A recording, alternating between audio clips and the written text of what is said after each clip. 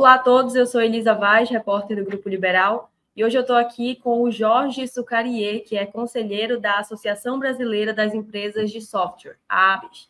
A gente vai conversar um pouquinho sobre a reforma tributária e os impactos disso no setor de tecnologia. Jorge, seja muito bem-vindo. Obrigado, Elisa. Obrigado pelo convite. É um prazer estar aqui com você, com todos os seus ouvintes e audiência. Perfeito. Jorge, vamos começar, na verdade, falando um pouquinho sobre a sua avaliação em relação ao texto da reforma tributária para o setor de tecnologia como um todo. Como é que você avalia essa mudança que a gente pode ter? Então, Elisa, na verdade, eu acho que é difícil a gente encontrar um cidadão brasileiro que não julgue a importância da gente ter uma reforma tributária no país, né? Um país que tem um dos sistemas mais complexos tributários do mundo, né? Um sistema que nos obriga a ter um custo adicional para as empresas, que nos traz insegurança jurídica. Então, está mais do que na hora da gente ter uma reforma tributária ampla para a gente poder endereçar esse problema que acaba limitando investimentos no país, o crescimento, competitividade, produtividade. O que nos traz um pouco de aflição no setor de TI, apesar de reconhecer a importância da reforma, é o impacto que ela pode trazer em termos de aumento de custos. Hoje nós somos, no setor de tecnologia, nós somos mais de 135 mil empresas, 30 mil dedicadas a software especificamente, e a grande maioria delas são aderentes ao Simples Nacional, que são micro e pequenas empresas. A reforma, embora tenha sido convencionado de que ela não vai alterar o sistema de tributação do Simples, nos preocupa muito, um dos pontos de alerta e de preocupação do setor é como é que essas empresas vão se inserir nesse novo cenário, né? Eu entendo que as empresas não precisarão aderir à arrecadação através do IBS, que é o novo imposto que será adotado, é o novo IVA que será adotado, IBS e CBS serão adotados com a reforma tributária, mas nos preocupa como é que será o aproveitamento e a competitividade dessas empresas quando elas tiverem que competir com uma empresa que está dentro do sistema novo tributário, vai ter IBS e vai permitir que os contratantes, as empresas que contratarem, possam se utilizar do crédito. Será que as empresas simples não serão prejudicadas? O setor de TI, ele tem como grande custo seu a folha de pagamentos, como essência, né? Nós temos hoje nós estimamos aí ter algo em torno de 1,7 milhões de trabalhadores. Esses trabalhadores têm um salário algo em torno de 3 vezes a média do salário médio nacional. E esse custo ele não poderá ser creditado, ou seja, o custo da folha não poderá ser base de cálculo de crédito do IBS e do CBS. Então, a gente tem uma preocupação grande como é que isso impactaria o setor de tecnologia, né? Uma das formas de endereçar esse problema e considerando o setor de tecnologia como estratégico, por trazer inovação, por trazer a possibilidade de aumento de competitividade, aumento de produtividade, por sua transversalidade na economia. Eu não conheço, sinceramente, qualquer setor da economia, a gente pode passar por vários deles aqui, que não se utilizem de tecnologia para implementar e melhorar os seus negócios, ou seja, melhorar a economia do país, melhorar a competitividade do país. Então, uma das reivindicações do setor é que ele tivesse um tratamento adequado e que ele pudesse participar da alíquota diferenciada que foi sugerida para vários setores. Essa seria uma das formas de compensar o problema, eventualmente, da folha, né? E a gente tem mais alguns detalhes, algumas preocupações no texto que foi aprovado, que ainda não endereçou, por exemplo, as empresas poderem se fazer valer, terem o direito ao crédito das etapas anteriores, independente do recolhimento. Havia uma proposta do governo de que você só poderia tomar crédito se o contribuinte na etapa anterior tivesse feito o pagamento, ou seja, estaria transferindo para o contribuinte, para o cidadão, a responsabilidade de fiscalização que é do Estado. Outra preocupação é garantir que quem tenha crédito de imposto possa recebê-lo num prazo de até 60 dias, para que a gente não fique com o problema que a gente tem hoje, com várias empresas com direito a crédito, sem previsão de quando é que vai conseguir se beneficiar. né?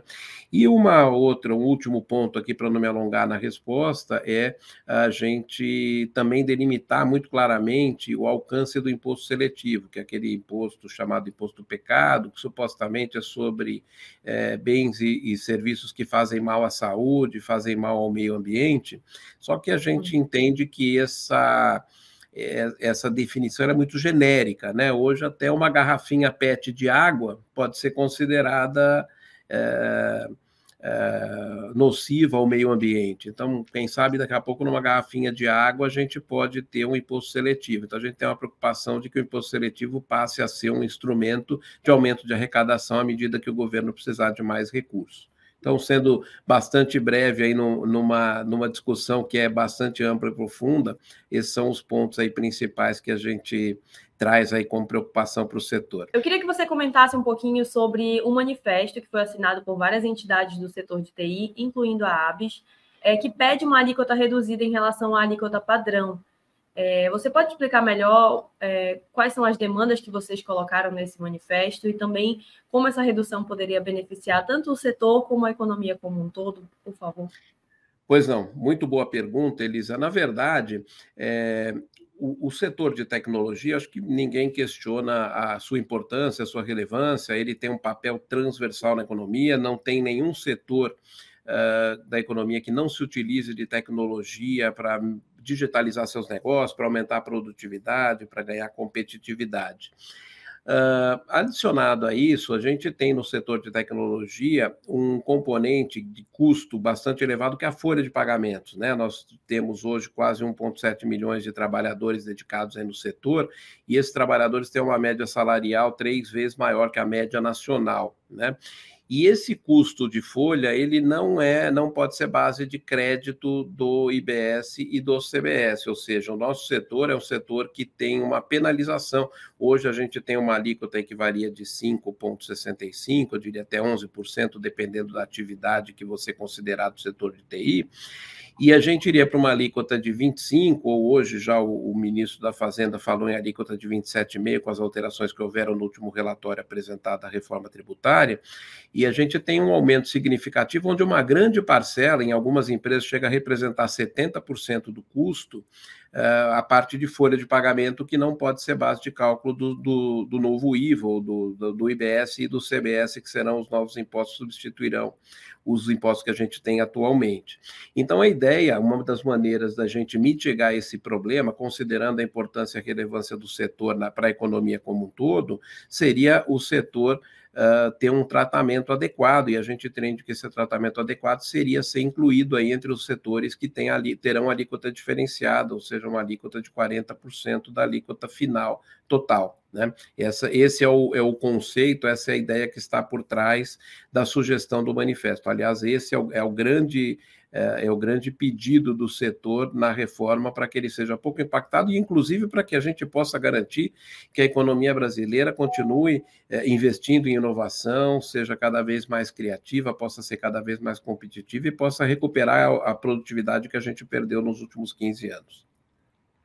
Quando a gente fala em setor de tecnologia, a gente pensa logo nas empresas de software e parece, para o cidadão comum, é algo meio distante. Mas como é que os consumidores finais poderiam ser impactados com essa reforma? Por exemplo, os serviços de internet e outras tecnologias poderiam ficar mais caros? Hoje, praticamente tudo tem software, né, Elisa? Na verdade, hoje, se a gente pensar o carro, tem uma grande parcela de software. Quando a gente vai num supermercado, a gente tem uma série de serviços que são oferecidos com base em tecnologia. Quando a gente faz um atendimento médico, hoje, muitos atendimentos online, a parte de educação, treinamento. Então, a gente hoje, eu te diria, como a gente falou no início, praticamente não tem nenhum setor hoje, por menor que seja, que não se utilize de tecnologia para alavancar seus negócios. Então, todos esses setores, a partir do momento que tiverem um aumento de custo, né, que o preço final na ponta aumente, inclusive para o usuário final, aí é onde... Porque quando você trata entre empresas, vai haver o creditamento, então, quando você compra imposto, supostamente você vai compensar na etapa anterior, mas tanto para governo quanto para usuários finais, quem está na ponta, o consumidor final, a tendência é que esses serviços acabem penalizando, aumentando o preço, E supostamente os que vão ter benefício deveriam reduzir, mas a gente não consegue medir essa calibragem. O que a gente sabe é que o setor de tecnologia está presente em todos os bens e serviços oferecidos, então fatalmente, se ele tiver um aumento de custo, esse aumento de custo será repassado e, infelizmente, o usuário final na ponta vai acabar arcando com esse custo adicional. A gente espera que na outra ponta, por exemplo, produtos industrializados que supostamente terão uma redução de carga tributária, tenham também supostamente uma redução de preço final para o usuário final. E com isso as coisas mais ou menos se compensam, mas isso é uma suposição, ainda não existe nenhum estudo que traga, olha, o iogurte que eu como vai custar mais barato, então a internet que eu pago vai custar um pouco mais caro, no final do mês o meu orçamento vai estar equilibrado. A gente não consegue fazer essa aferição, nós torcemos para que realmente no final do dia a gente não tenha um aumento de custo para o cidadão brasileiro, né? E que a gente consiga ganhar uma simplicidade no sistema tributário, que é o que a gente precisa hoje, né? E segurança jurídica, logicamente. Perfeito, Jorge. O manifesto que eu citei mais cedo também destaca a importância de políticas de estímulo ao setor de tecnologia, até citando que o Brasil é o 5º maior mercado de usuários de internet no mundo todo. Então, eu queria saber se você acredita, na verdade, que o Brasil tem seguido as tendências mundiais em relação a esse setor de tecnologia, quando a gente fala de estímulo. Então, Elisa, na verdade, assim, o que a gente tem, o Brasil é um país de destaque, o Brasil está sempre aí entre os 10, 12 maiores países em termos de investimento em tecnologia no mundo, né, entre os mercados de tecnologia do mundo. Já tivemos em posições melhores, o Brasil já ocupou em 2014 a 7ª posição, hoje nós somos o 12º, quando a gente olha especificamente software e serviço, somos o 14º. Mas eu diria que a gente pode aprender com os países que estão fazendo melhor que a gente e ter mais estímulos. Eu acho que o primeiro grande estímulo que a gente tem que ter é segurança jurídica, né? O que a gente sente é que o Brasil perde inúmeras oportunidades de investimento no país por conta da insegurança jurídica que a gente tem, né? Segurança jurídica, insegurança tributária, então isso não traz conforto para quem vai investir, então nós já perdemos a oportunidade de criar centros de desenvolvimento no Brasil, perdemos para a Colômbia, perdemos até para a Argentina, por conta de terem cenários mais estáveis e mais seguros para investimento. Então, acho que esse é um ponto. A outra ponto é a parte de fomento, que eu acho que a gente já melhorou muito, a parte de disponibilidade de recursos. O setor de tecnologia é um setor que eu comentei no início, que majoritariamente é formado por micro e pequenas empresas que são carentes de fonte de financiamento, né? Então, a gente já evoluiu muito, eu diria, nos últimos anos, mas acho que a gente ainda poderia evoluir mais para garantir que a gente tivesse mais incentivos. Eu acho que outro trabalho que tem que ser feito, e aí eu acho que é um trabalho, é uma missão, que eu diria que não é só de governo, é da iniciativa privada, é das instituições de ensino, que é a formação de mão de obra. O nosso setor sofre muito com carência de mão de obra, né? A gente estima que até 2025 a gente vai ter 700 mil postos de trabalho não preenchidos. A gente hoje tem uma demanda muito maior de profissionais do que a gente consegue formar. Então, nós precisamos encontrar uma solução para endereçar esse problema, precisamos ter estímulos para que as instituições de ensino alinhadas com a iniciativa privada e com o apoio do governo possam formar mais profissionais, principalmente profissionais que atendam às demandas do mercado atual, né? Com todas essas inovações que a gente tem visto, novas tecnologias, elas estão exigindo um profissional com uma capacitação diferente. Quando a gente olha para inteligência artificial generativa, data analytics, hoje a gente precisa de um profissional que a gente não formava até pouco tempo atrás, então a gente precisa ter um alinhamento para garantir que a gente tenha profissionais capacitados para fazer as implementações e o desenvolvimento de soluções com base nessas novas tecnologias que vão vir cada vez mais numa velocidade maior, né? Então nós vamos ter cada vez menos tempo para nos adequar a essas novas tecnologias e temos que ter uma capacidade maior de formar profissionais para atender essas demandas. Maravilha, Jorge, eu te agradeço muito pelo seu tempo, por ter concedido a entrevista aqui para a gente do Liberal. Muito obrigada. Prazer. Obrigado pela oportunidade e fico à disposição de vocês. Bom trabalho a todos. Jorge. Tchau, tchau.